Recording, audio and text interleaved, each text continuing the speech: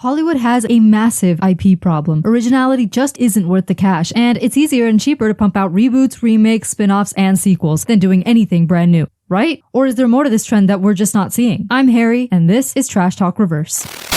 Welcome to Trash Talk Reverse, where we think critically about the media landscape by trashing trends or doing the reverse. Lately, Hollywood's been announcing reboot after sequel after reboot, and people have been complaining about the lack of original content, while studios say no one shows up for original content. But there's a lot more to dissect here, and we are going to be diving into everything from Mattel's upcoming slate following their success of Barbie, to Harry Potter, to Pixar, to superheroes, to the countless TV reboots and movie sequels, and the universification of literally everything. First of all, it's true, people might be hesitant to go see something original over existing IP that they've already made a connection with, but studios also don't properly market the stuff that they make. Rather than putting effort into coming up with strong original ideas and then marketing them properly with effective methods, studios would rather save themselves the effort and mitigate that risk altogether by investing in properties with pre-existing fan bases and audiences. You can make a regular horror movie and hope people show up, or you can make one about Winnie the Pooh, knowing that people will be curious and tune in just for the shock value alone. This is why the creators of Winnie the Pooh, Blood and Honey are making an entire franchise of low-budget horror movies utilizing beloved children's characters from the public domain. But I do think, especially with streaming, people will show up for original stuff if they know it exists, and in fact, they already do. So much stuff in Hollywood, good or bad, would do way better if people actually knew about it. How can y'all act surprised nobody went to your movie or watched your show when you didn't market it, only dropped a trailer like 2 weeks before release, and didn't put it on the front page of your streaming platform? Like y'all should know by now, if you shove something down people's throats, they will watch it. Look at Avatar. Those movies have no business being successful, but they have massive marketing campaigns. Though it should be noted that 3D and IMAX played a big role in the success of the first, and being the first big post-pandemic theater film after Spiderman No Way Home worked in the favor of the second. But outside of theaters, let's also think about the massive success of those terrible Netflix movies like Red Notice, or even all the limited series on that platform. People will click on whatever Netflix puts as its banner if they have nothing to watch on a Saturday night, and we'll talk more about those later on. But y'all can't at least pay for a social media coordinator to post trailers and other promo every day? Last year's Barbenheimer was a prime example that this would work. The entire success of those movies hinges on social media word-of-mouth marketing. No one was even talking about Oppenheimer until this double feature stunt, even with a massive cast of big names, which Nolan always relies on more than actual storytelling craft for all of his movies. Of course, Barbie being a massive brand name and the single biggest toy brand in America apart from Legos, it was always going to be successful, but they also did marketing for it. And I'm not talking about the AMC Barbie popcorn buckets and such, because that's ridiculous, but this movie had been teased for years. It was announced, and casting was announced, then behind the scenes shots from set were quote-unquote leaked, then themed branded posters came out, then clips came out, then the teasers and trailers came out, and then the Barbenheimer stuff kicked into high gear, so now people only interested in one were suddenly interested in both. And the filmmakers and actors themselves fed into this, taking pictures of themselves, getting tickets to see the other's movie. Similar to Barbie, the recent release Wicked also had a pretty big marketing lead up. Although based on a popular musical, which most people don't know is based on a much more mature book, this movie had been announced a long time ago. Casting was announced, stills and posters and behind the scenes content were released, and all of this caused some controversies with people talking about the color, the studio versus live singing, and even changing the poster, which caused controversy on its own. Plus, the two main leads went on this huge publicity spree, and that's not even including Glinda and her co-star SpongeBob's off-screen drama, which had people talking about this movie way before this marketing stuff kicked into gear. But can marketing alone save the day when your ideas are questionable, to say the least? Mattel is now using the success of Barbie to fund 45 different projects in development based on their toys, such as Polly Pocket, Hot Wheels, Uno, Bob the Builder, American Girl, Thomas and Friends, and Fisher-Price. Yes, we're talking about Uno, the card game. What the hell kind of movie could you make from that? 5 friends are playing Uno and it turns into a deadly game of survival as a spirit taunts them like they got a Ouija board between them. Look, Mattel's goal is ultimately to turn their massive collection of nostalgia bait into a money-making machine. It's not the worst idea in and of itself to expand your IP into different types of merch and content to reach wider demographics and, more importantly, deeper pockets. I mean, American Girl at least might make sense since they're dolls with their own backstories that teach young girls about various historical things, but Fisher-Price makes random toys like a kid's doctor set or a kid's cookery set. What the hell is a Fisher-Price movie gonna look like? Some Lego type universe where everyone uses these toys as real props? I was about to say maybe Thomas and Friends could also work since the show already exists, but they're gonna make this live action. Bruh, have y'all not seen the show? It already looks creepy enough. Why would you then make it live action? Barney is also getting a live action movie, and it's being described as surrealistic and a play for adults. So what, some sad adult starts hallucinating their childhood toy is real? I don't know why anyone would want to turn a purple dinosaur for kids into gritty adult content, which is also what they're doing with the live action Hot Wheels. They're even doing a live action Rock'em Sock'em Robots.